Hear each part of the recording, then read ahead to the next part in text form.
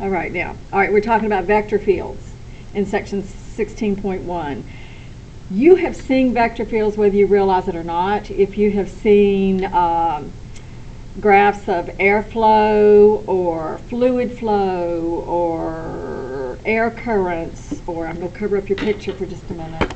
Can't see these very good. I'll do it. Okay. If you have looked at any maps where they showed the way the air current flies over it, goes over any kind of surface up mountains, if you've looked at ocean currents, which are down here at the bottom, ocean currents or air currents, these are vector fields, okay? And the definition of a vector field, it is a function that assigns to each point either an ordered pair or an ordered triple, a two-dimensional or three-dimensional vector f of xy or f of xyz. So it takes an ordered pair and it assigns a vector to that ordered pair. It takes an ordered triple, it assigns a vector to that ordered triple. And I'll show you a little graph of some.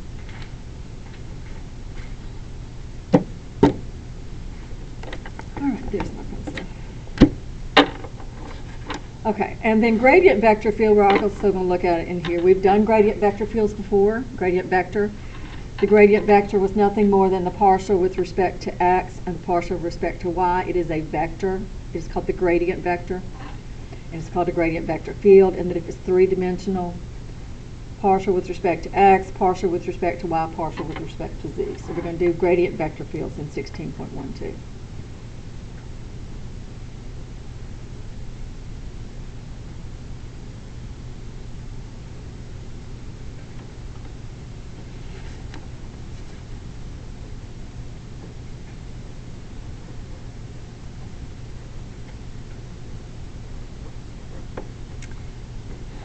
All right, if we look at this function, this is number 11 actually out of your book.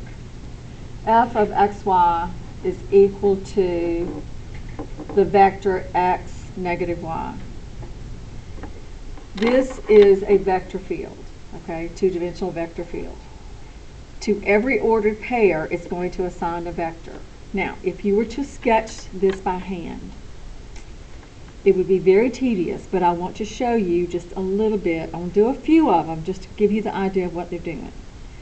All right, so you're taking ordered pairs, x's and y's, and you are getting vectors when you put them in. So you could take the ordered pair 1, 1, and that would give you the vector 1, negative 1.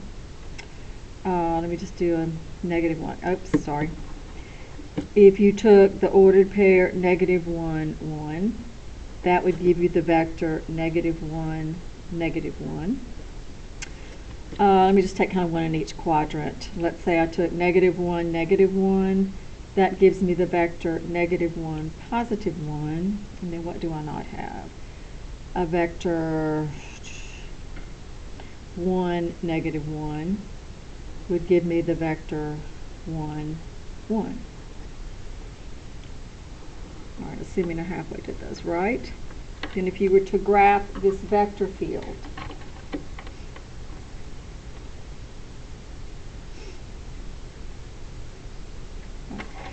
you would go to this point. Let me get some points here. I would go to the ordered pair 1, 1. At that point, I would sketch this vector. I would sketch the vector 1, negative 1, which makes a vector going down like so. At the point negative 1, 1, I would sketch the vector negative 1, negative 1, which would be going down like that. So probably every point in this quadrant would kind of be going down. Okay? If I have the point, let's see, at the point negative 1, negative 1, I would have the vector negative 1, 1. These vectors would be going up. So everything in this quadrant is kind of going up. And then at the point 1, negative 1, I would have the vector 1, 1, which goes up like this. And at 0, 0, I'd have the 0 vector, which would do that. All right, this is just a representative. This is just 4 vectors. Obviously, there are an infinite number of ordered pairs, and there would be an infinite number of little vectors going out in every direction. And as you can tell, this would be very tedious to do by hand. It is done best by a computer algebra system. I don't know how to get our calculator to do it. It may do it, it may not do it. I don't know. I've never been able to figure it out.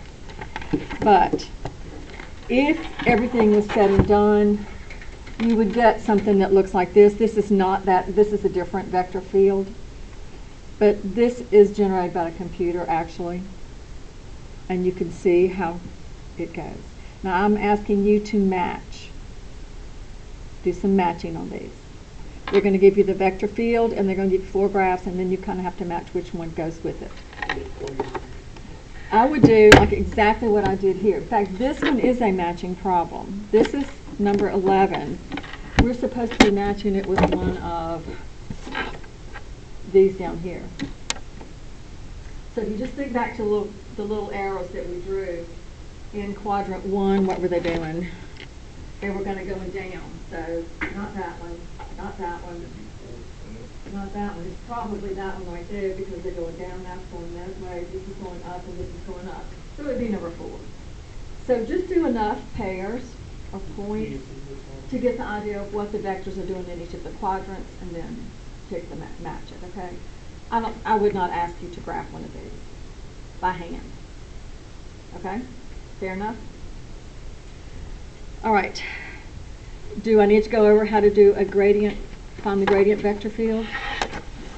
It's just partial derivatives. If you wanted the gradient vector field for this one in particular, they don't ask for it, but if they wanted it, the gradient vector of this would be the partial with respect to x, which is 1, and the partial with respect to x, with respect to y, I'm sorry, which is -1.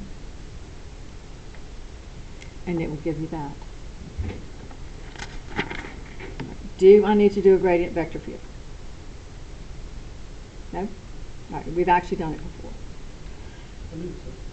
Do what? Yeah, all right, so this is 16.1. Right, so on to 16.2. That's why I did 2 sections in one day. Okay, is that fair enough? All right. So now we're going to kind of switch gears, but we're coming back to vector fields. We are going to look at what's called a line integral. We have integrated over spaces. We have integrated over all kinds of regions. What is it? Do you want to stop the recording and do it for 16.2? It's all one day. It's just all one day, so I'll just leave it, but thank you. I'm just going to keep it all together. Okay, we're going to look at what's called a line integral. You are going to be integrating over a curve that is in a surface. Now, we've integrated over regions, squares, rectangles, circles. Now we've got a line down here, and we are integrating a function over this curve. Okay, so that's what we're doing. It is called a line integral. So, a line integral over a curve C. First of all, your curve C has got to be expressed as a parametric equation. You have to have a parametric equation. In this case, your curve is sketched out by x being a function of t, y being a function of t, and t goes from a to b.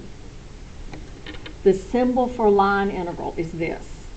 Integral with a C down here. C stands for your curve. And this is a line integral with respect to arc length. It has a ds down here. So the line integral of your function xy ds is the integral from a to b, this a to b, of f of x of t, y of t, ds, and ds is the same thing ds was before, it's arc length, the square root of x prime squared plus y prime squared. Do I need to make that larger for you to see? Does that help? If you have a 3-dimensional function, this is the formula for 3 dimensions, but it's the same as 2 dimensions.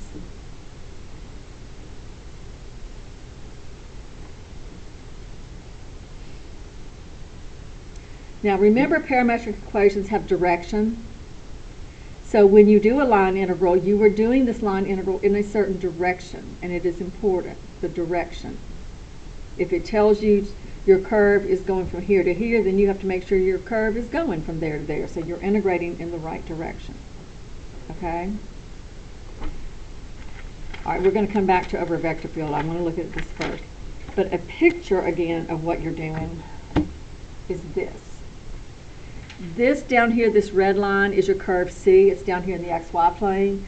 This is your function f of xy that's up here in space. So you're kind of integrating a little wall type thing, if that makes sense. You know, you don't have volumes anymore. You've just got this little flat surfacey thing. Yeah, on its side. Okay. Or yeah, if you have a roller coaster, maybe looking at what's under the roller coaster or whatever, if you want to think of it like that. All right, so let me look at a few examples of how you're going to do these line integrals. Let me look at maybe number, I don't know which one to look at. Number 5. Line integral over C of x squared y, okay, plus sine of x dy. Y'all are so picky. Have to see what I'm writing. Kidding, just kidding. Just kidding.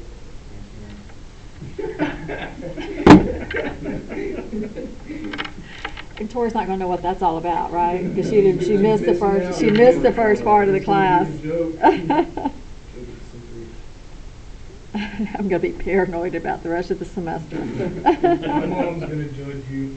Yes, she is.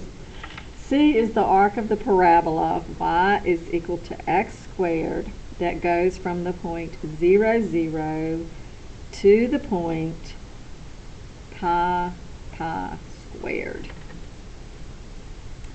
So they're telling us our direction right there.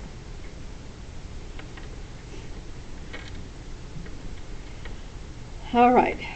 I think it's handy if you know what curve is you're integrating over. Y is equal to x squared. Well, you know it. You should know it's a parabola, but you're going from the point 0, 0 to pi x squared. So 0, 0. Ooh, that's going to go way on up there.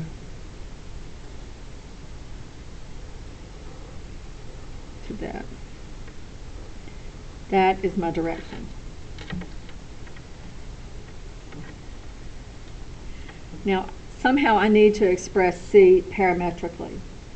It does not matter the parameter you use. It does not matter what you use. As long as it's valid, you'll all get the same answer. If you could think of 5 different ways to write this parametrically and be correct, then you're all going to get the same answer if you do it right. Okay? What I would probably do, the formula says to use t's, I would probably let x be t. If x is t, then I know y is t squared. And then I have to know what t is ranging from. Well, since I let t be x, it's going to range from 0 to pi. Okay. Now this is not an arc. This is not with respect to arc length. This is a dy. That's different than the ds. If they have dy, then all you do is dy. Okay? I'll do a ds in a minute. This is dy, so I'm going to need to substitute into this. My limits of integration are 0 to pi. My x squared, you substitute your t's in. That's t squared times my y, which is t squared, plus the sine of t times dy. dy is 2t dt. So this is times 2t dt. You integrate this, and that is the value of the line integral.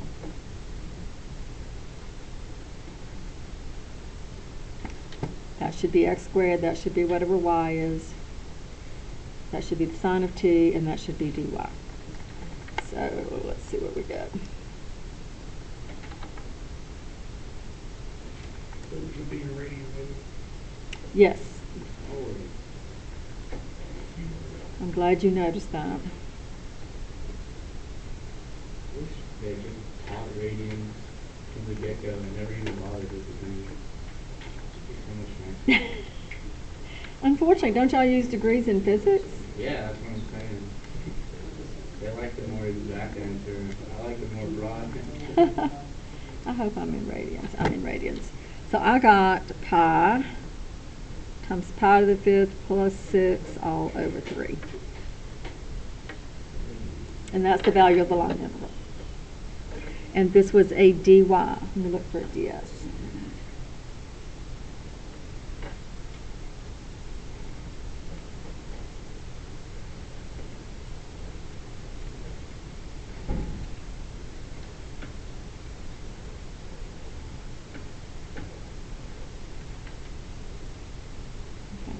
Y'all are still writing, getting the integral. Did y'all not get that? Did you get that? You didn't do it. I'm pretty sure that's right.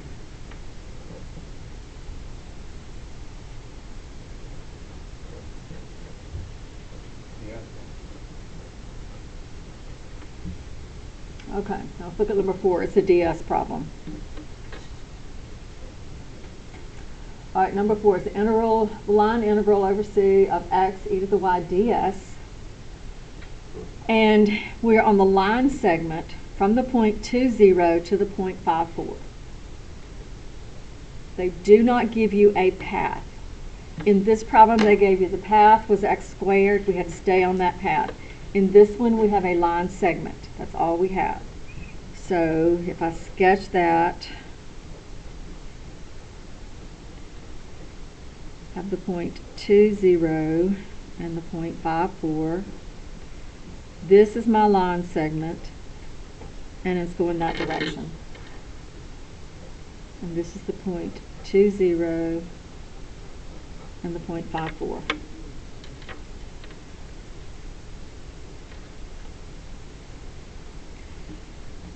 Okay. You have to find a parametric representation for that line. They did not give you a path. You've got to find an equation for your pathway. Again, it doesn't matter. You just have to know your limits of integration for whatever parameter you choose. I am going to go and use a vector equation. And if y'all remember, the vector equations were x equal x sub 0 plus at, and y is equal to y sub 0 plus bt, where the a and b are my direction vectors, and the x0 and the y0 is my starting point. So what I would do is get my vector. Between these 2 points, make sure you're going the right direction. I'm going from 2, 0 to 5, 4, so my vector needs to reflect that. So the vector that I need is 5 minus 2, which is 3, 4 minus 0, which is 4. This is my starting point. So x is 2 plus 3t, y is 0 plus 4t, and if you do it my way, then t is going to go from 0 to 1. If you do this my way. If you do it your way, you got to know what your x's or your y's or whatever parameter you have, whatever you choose, you got to know where it starts and where it ends. And I can check and see if I'm right by putting 0 in here. If I put 0 in for t, I get my starting point. If I put 1 in for t, I get 5 and I get 4, so I've got my starting point and my end point. That's why I know my 0 to 1 works. So this is my x, this is my y. Now for ds, I'm going to need my x prime. So x prime is 3. I need y prime, which is 4. And my ds is the square root of 3 squared plus 4 squared. So that has to be in my problem. That is your ds. So I integrate from 0 to 1. Probably need some more space.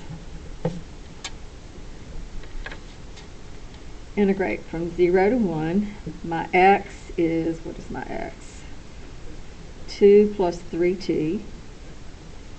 times e to the y, and y is 4t, times ds, which is going to be the square root of 9 plus the square root of 25, which is 5 dt. So that's really a 5.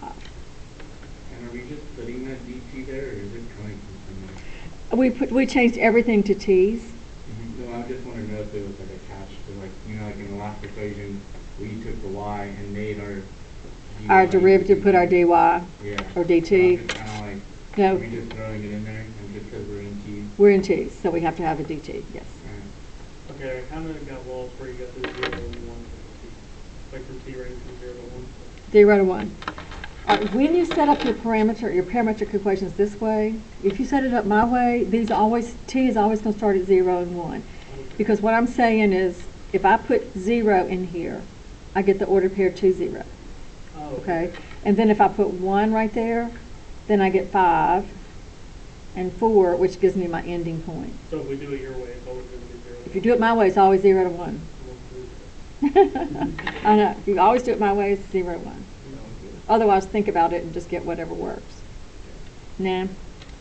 Okay, and so anyway, you decided that this was, I don't know what the answer is, but this is what goes into your calculators. That's the line interval. Okay, so I'm checking it. Whoops.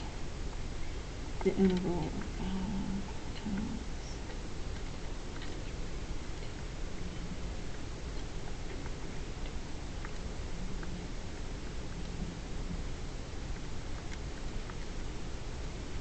Oh, did you get this ugly answer? 517 e to the 4th minus 5 over 16?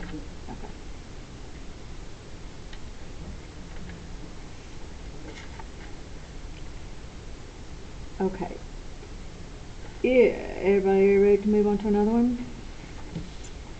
Okay, if, look at number 7. If your pathway has more than one piece to it, let me tell you what I'm talking about. C is x plus 2y. This one is dx plus x squared dy.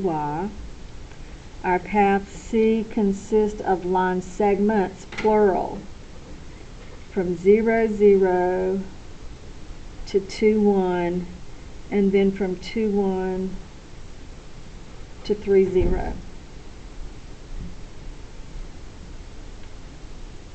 Okay, the deal here is that your pathway C has got 2 different pieces. You've got the pathway from 0, 0 to 2, 1. That's your first curve. And then you've got the path that goes from 2, 1 to 3, 0, which is your second curve. This is called a piecewise smooth curve. The other curves were smooth. This one is piecewise smooth because it's smooth in pieces, which should make sense.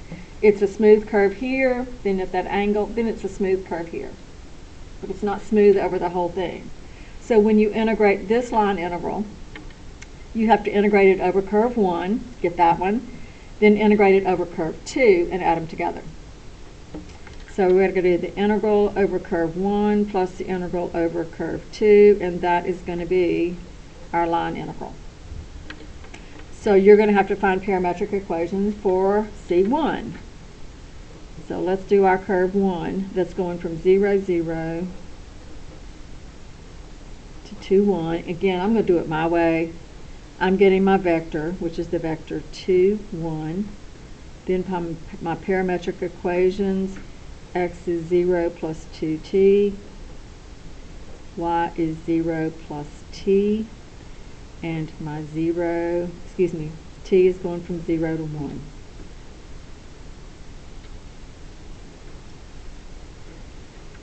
I notice for my integral up here, I'm going to need a dx and a dy. So x prime is 2 dt, y prime is dt. So I'm integrating for C1. integral from 0 to 1 of x plus 2 times y times dx, which is 2 dt, plus x squared times y prime, which is dt. This can all be combined into one. dt.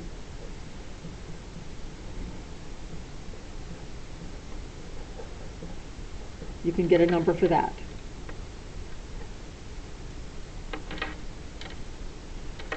That'll be the C1. Everybody kind of follow that? You have to do it right.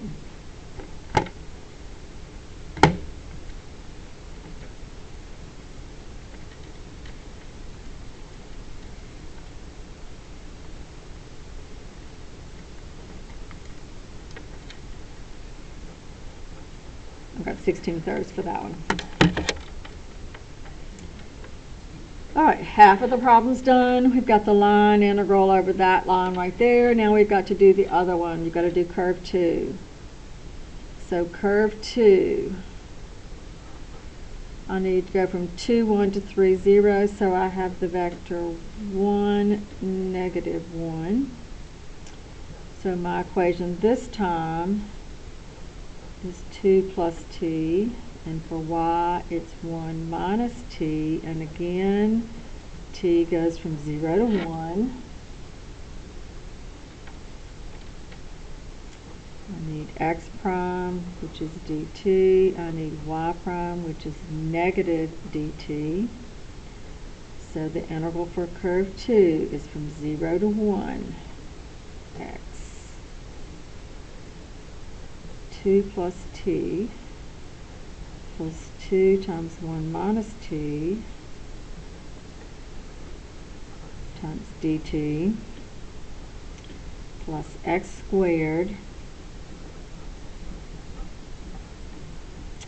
and this should be minus dt. So you could put it all together. 2 plus t plus 2, 4. I think that's 4 minus t minus 2 plus t squared dt. So calculate that integral and then add those two together.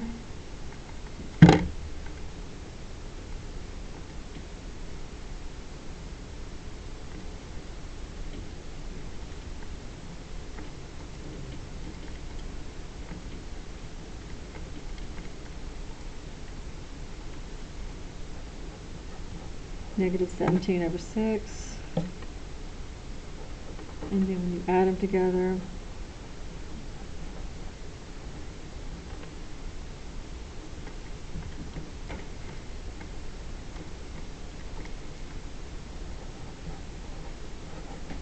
the answer will be 5/2.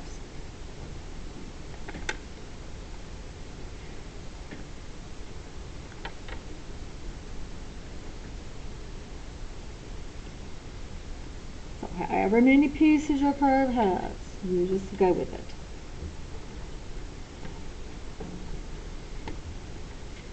Okay. If you were in 3 dimensions, it would be the same thing. If you had x, y's, and z's, it would be the same exact thing. Do I need to do one for that, or is everybody good? It's the same thing.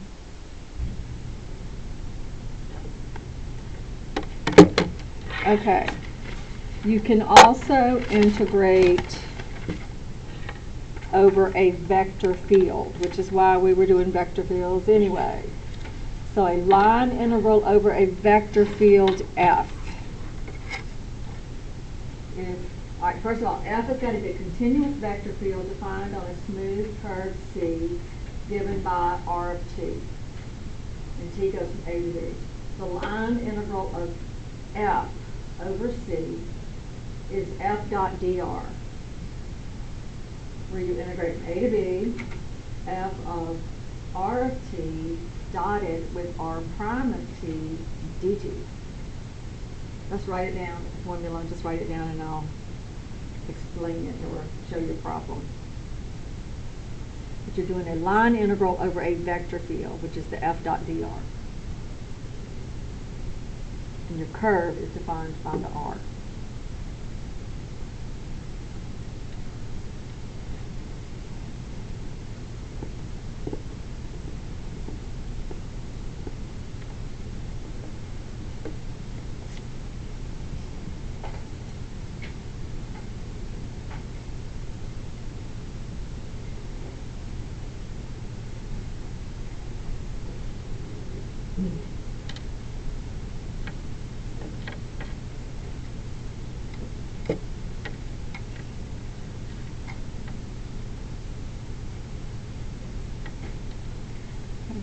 I got that written down, sort of.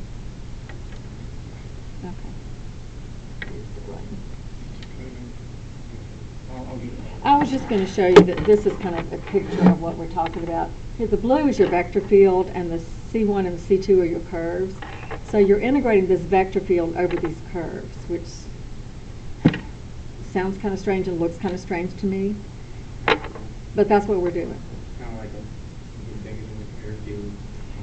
Something hitting an airfield maybe, or what's happening, what happens as you put that curve, how's it hitting that airfield, or how's the airfield hitting the curve maybe, or how's the water current hitting that, is what I can imagine, you know, but that's what we're talking about.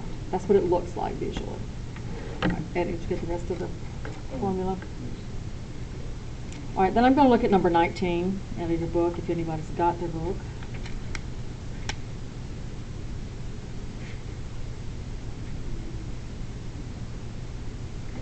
Got it? Okay. All right, number 19. They're telling me to integrate f dot dr, these are the directions, f dot dr, where my f of xy is xy squared I minus x squared j. My r of t is t to the third I plus t squared j. And t ranges from 0 to 1. Okay. By the formula, I need the integral from a to b f of r of t dotted with r prime of t.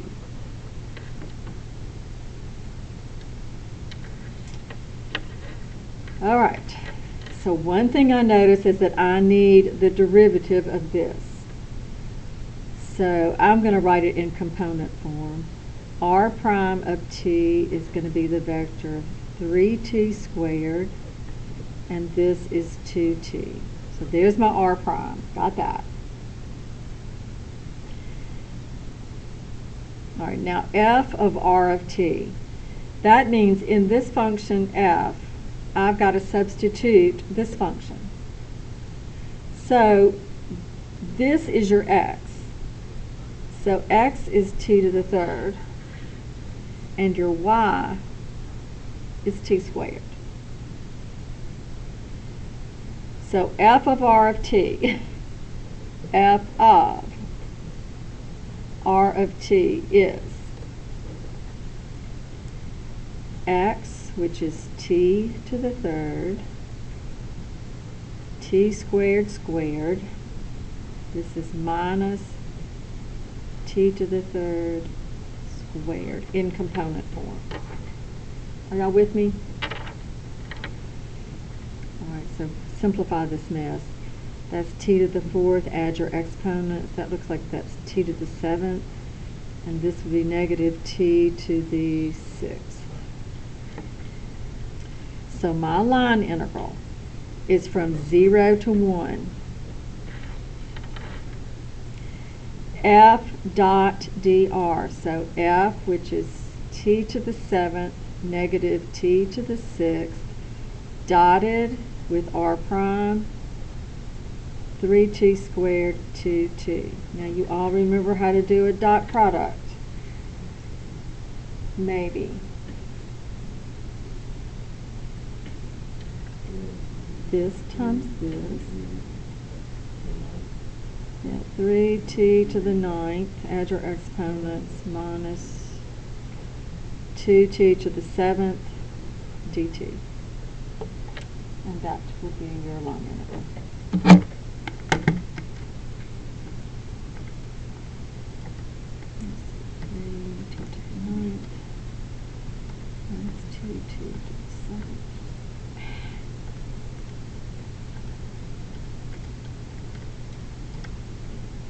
One over 20. 1 over 20. So that is with a vector field over a curve C.